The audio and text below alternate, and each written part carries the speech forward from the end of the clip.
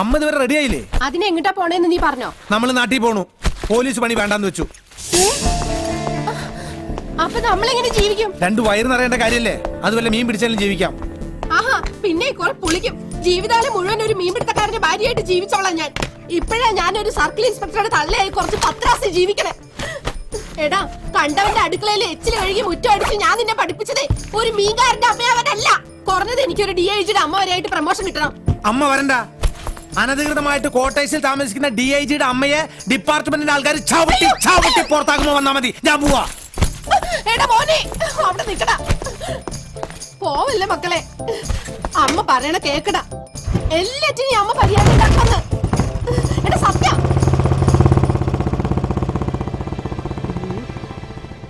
ആഹാ, നിന്നെ തിരിച്ചുകൊണ്ടുവരാനുള്ള പണി എനിക്ക് അറിയാടാ.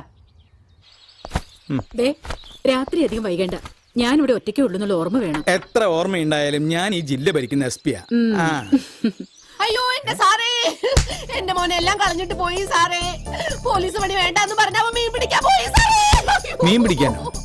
അതെ സാറേ, ഇനി തിരിച്ചു വരത്തില്ല എന്ന് പറഞ്ഞ അവൻ മീൻകാരനാ പോയി. അവന്റെ ബാഗിൽ ഒരു ചൂണ്ടക്കൊളുത്തുണ്ടായിരുന്നു സാറേ. സസ്പെൻഷൻ കിട്ടലും നാട്ടിൽ പോകലും ഒക്കെ അവനെ സംബന്ധിച്ചൊരു പുതിയ കാര്യമൊന്നുമല്ലല്ലോ. അത് നമുക്ക് ശരിയാക്കാം. സാറ് എന്നാ പറഞ്ഞാലും ശരി, ഒരു മീൻകാരന്റെ തള്ളയായിട്ട് ഒരു നിമിഷം ഞാൻ ജീവിച്ചിരിക്കത്തില്ല സാറേ. നിനക്കറിയാലോ ജാനു, ശരിയാക്കാന്ന് പറഞ്ഞാൽ ഞാൻ ശരിയാക്കിയിരിക്കും. സാറിന് എനിക്ക് വിശ്വാസം. എന്നാലും പോലീസിൽ അവനെ തിരിച്ചെടുത്തില്ലെങ്കിൽ നാളെ ഈ വീടിന്റെ മുമ്പിൽ കിടക്കുന്നത് ഞാനായിരിക്കത്തില്ല, എന്റെ ശവമായിരിക്കും. എന്റെ കാര്യം നോക്കണ്ട സാർ. CI സത്യനാഥനെ കുറിച്ച് ഡിപ്പാർട്ട്മെന്റ് മുഴുവൻ മോശമായ അഭിപ്രായമാണ്. സ്വന്തം താല്പര്യങ്ങൾക്ക് വേണ്ടി മാത്രം ജീവിക്കുക, എതിർക്കുന്നവരോടൊക്കെ മോശമായിട്ട് പെരുമാറുക, പിന്നെ മേലുദ്യോഗസ്ഥരെ പോലും വകവയ്ക്കാതിരിക്കുക. ഇതെല്ലാം കഴിഞ്ഞിട്ട് കിത്തിന കരം ബേട്ടി എന്നൊരു ചൊറിയുന്നൊരു ചോദ്യവും. സാർ, ഞാൻ സാക്ഷിയാണ് എല്ലാത്തിനും. അയാളെ അക്കോമഡേറ്റ് ചെയ്യാന്ന് പറഞ്ഞ ഹോം ഡിപ്പാർട്ട്മെന്റ് തന്നെ തലവേനയാ. ശരി, സത്യനെ ഡിസ്മിസ് ചെയ്യാൻ ഞാനും കൂട്ടു നിൽക്കാം. പക്ഷേ അതിനു മുമ്പ് എനിക്ക് ചിലത് പറയാനുണ്ട്. ഇന്നലെ രാത്രി നടന്നത് നമുക്കെല്ലാവർക്കും അറിയാം. സ്വന്തം ജീവൻ പണയപ്പെടുത്തി ആരാണ് കളക്ടറെയും കുടുംബത്തെയും രക്ഷപ്പെടുത്തിയതെന്ന് അറിയണമെങ്കിൽ അവിടെ ഉണ്ടായിരുന്നവരെല്ലാം അവനവന്റെ മനസാക്ഷിയോട് ചോദിച്ചാൽ മതി. അതൊന്നും അല്ല ഇവിടുത്തെ പ്രശ്നം. സുപ്പീരിയേഴ്സിനോട്. അതാണ് ഇവിടുത്തെ പ്രശ്നം. ഇന്നലത്തെ ഓപ്പറേഷന്റെ പേരും ക്രെഡിറ്റും ഡിപ്പാർട്ട്മെന്റിലെ അർഹതയില്ലാത്ത ചിലർ കൈക്കലാക്കിയപ്പോൾ സ്വാഭാവികമായും സത്യന് ദേഷ്യം വന്നിരിക്കാം. പോരാത്തതിന് അവനെ പ്രകോപിപ്പിക്കാൻ ചിലർ കച്ചകെട്ടി ഇറങ്ങൂടെ ചെയ്തപ്പോ അവൻ പ്രതികരിച്ചു. ആ തെറ്റിന് അവനെ സസ്പെൻഡ് ചെയ്തു. ആ സസ്പെൻഷൻ ഒരു ഡിസ്മിസിൽ ആക്കുന്നതിന് മുമ്പ് ദാ അവന്റെ സർവീസ് ബുക്ക് ഒന്ന് പരിശോധിച്ചു നോക്കാം. സത്യം ചെയ്ത നല്ല പ്രവൃത്തികൾ മുഴുവനും ഇതിൽ രേഖപ്പെടുത്തിയിട്ടില്ല. അയാളുടെ ക്രെഡിറ്റുകൾ തട്ടിയെടുത്ത പലരും ഈ കൂട്ടത്തിലുണ്ട്. അങ്ങനെ പറയരുത് സാർ. അങ്ങനെ പറയും.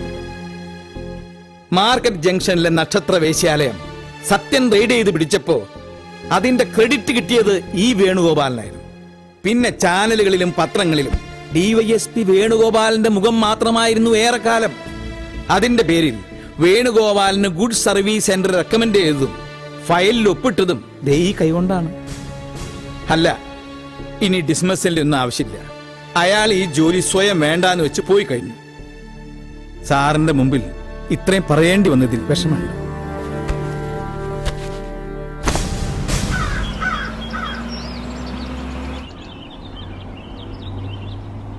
ഇവൻ ഇത് എവിടെ പോയി കിടക്കുക? ഈ നേരത്ത് സത്യനെ എവിടെ പോയി കണ്ടുപിടിക്കുന്ന ഞാൻ ആലോചിക്കണം. നേരെ ഇരുട്ടിയില്ലേ സാറേ, ഇനി ഇപ്പൊ അവനെ വല്ല ഷാപ്പിൽ നോക്കിയാ മതി. നേരെ മിരിട്ടിയിട്ടൊന്നുമില്ല, കണ്ണീന്ന് ഗ്ലാസ് എടുത്ത് മാറ്റി നോക്കിയാ മതി. നീ എന്താ അങ്കമാലിന്ന് കണ്ണോപ്പറേഷൻ കഴിഞ്ഞ് വന്നിരിക്കുക?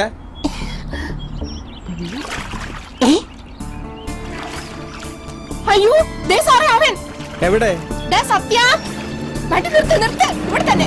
നിർത്തി. എടാ സത്യ, നിന്നെ പിന്നെ പോലീസിൽ എടുത്തടാ. നീ ആ വള്ളം കൂടെ അടുപ്പിച്ചേ. ഇങ്ങോട്ട് അടുപ്പിക്കടാ. നിന്നെ പിടിച്ചുകൊണ്ട് പോകാനൊന്നും അല്ല, എനിക്കും കൂടെ അങ്ങോട്ട് കയറാനാ.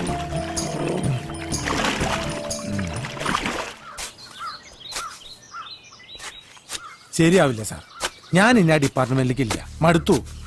ജാതിയുടെ പേരിലും അല്ലാതെ ഉള്ള ഈ തരം താഴ്ത്തലുകൾ. ഞാൻ എൻ്റെ അമ്മയുള്ള ഭൂമിയിൽ എന്തെങ്കിലുമൊക്കെ ചെയ്ത് ജീവിച്ചോളാം. നീ ഈ പറയുന്നത് ആത്മാർത്ഥതയോടെ ആണെന്ന് എന്റെ മുഖത്ത് നോക്കി പറയാൻ നിനക്ക് കഴിയോ? പറയടാ. എന്റെ കൺമുമ്പിലാണ് നീ വളർന്നത്. എന്റെ പഴയ കാക്കി കുപ്പായം ധരിച്ച് കണ്ണാടിയുടെ മുന്നിൽ നിന്നും സല്യൂട്ട് ചെയ്ത ഒരു 10 വയസ്സുകാരന്റെ മുഖം ഇപ്പോഴും എന്റെ മനസ്സിൽ മായാതെ കിടക്കുന്നു. പഠിക്കണമെന്ന്, എന്നെ പോലൊരു പോലീസ് ഓഫീസർ ആവണമെന്നുള്ള ആ 10 വയസ്സുകാരന്റെ ആഗ്രഹം അവനെ സർക്കിൾ ഇൻസ്പെക്ടർ സത്യനാഥനാക്കിയത്. എനിക്കറിയണം നിനക്ക് കാക്കി കുപ്പായത്തോട് വെറുപ്പായോന്ന്. ആ പഴയ ബാലന്റെ മനസ്സ് നിനക്കിപ്പോ കൈമോശം വന്നു. മനസ്സ് കൈമോശം വന്നിട്ടൊന്നുമില്ല സാർ. കാക്കിക്കുപ്പായത്ത് വെറുക്കാൻ ഈ ജന്മനിക്ക് കഴിയൂല. പക്ഷേ നിന്നെ തരം താഴ്ത്തുന്നവരോട് പോവാൻ പറയടാ. കാലം അവരെ നിന്റെ വഴിയിലെത്തിക്കും. നിന്റെ മുന്നിൽ സല്യൂട്ടടിച്ച് ഓച്ചാനിച്ച് നിൽക്കുന്നവരായിട്ട് അതും ഞാൻ ഈ കണ്ണുകൊണ്ട് കാണും. നീ എന്താ ഒന്നും മിണ്ടാത്ത? ഞാൻ എന്ത് പറയാനാ? സാറ് തീരുമാനിക്കുന്നൊക്കെ ഞാൻ അനുസരിച്ചിട്ടേ ഉള്ളൂ.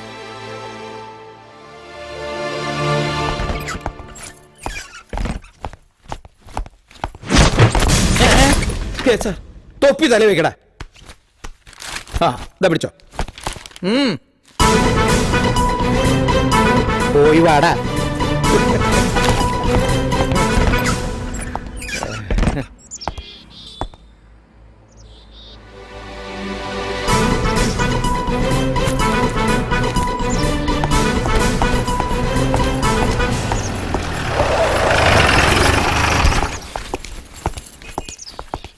ഹലോ, ഒന്ന് നിന്നേ.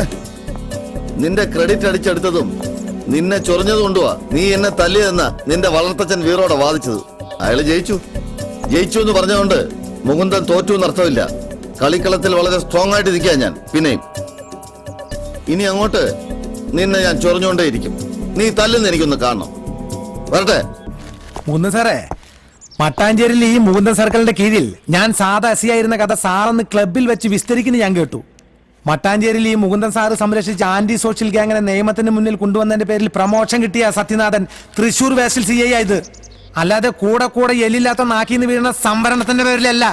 മട്ടാഞ്ചേരിയിലെ തറപണിക്ക് തൊപ്പി തെറിക്കുന്ന ഉറപ്പായപ്പോൾ ചില രാഷ്ട്രീയക്കാർക്ക് പിമ്പ് പണി ചെയ്ത CI മുകുന്ദൻ തൃശൂർ ഈസ്റ്റിലേക്ക് പണിഷ്മെന്റ് ട്രാൻസ്ഫർ ഒപ്പിച്ചത്. എന്താ സാർ അടിക്കാത്ത? അടിക്ക്, ഞാനിപ്പോ അങ്ങോട്ട് ചൊറിഞ്ഞു വരാ. സംവരണക്കാരനെ തൊട്ടാൽ ഇപ്പൊ ചോദിക്കാനും പറയാൻ ആൾക്കാരുണ്ട്. ദേഹത്ത് കൈ വീണാ പിന്നെ പ്രതികരിക്കുന്ന അവരായിരിക്കും. കടലിൽ മീൻ പിടിക്കുന്നവൻ മുതൽ മുൻ രാഷ്ട്രപതി വരെ നീളുന്ന അടിസ്ഥാന വർഗത്തിന്റെ പ്രതിനിധികൾ. പിന്നെ പഴയ പോലെ ഡിസ്മസില് പണിഷ്മെന്റ് ട്രാൻസ്ഫർ ആക്കാനും വലിയ ബുദ്ധിമുട്ടായിരിക്കും. കാരണം ഈ കൊച്ചു കേരളം ഭരിക്കുന്നതും ഒരു ചെറിയ സംഭരണക്കാരുടാളാ. ഇവിടുത്തെ പാവപ്പെട്ടവന്റെ ഒപ്പം നടന്ന് അവന്റെ വീട്ടിലെ കപ്പയും കാന്താരിയും കഴിച്ച് ഒടുവിൽ ഇവിടത്തെ അധ്വാനിക്കുന്ന ജനം തോളിലേറ്റി സെക്രട്ടേറിയറ്റിൽ എത്തിച്ചവൻ.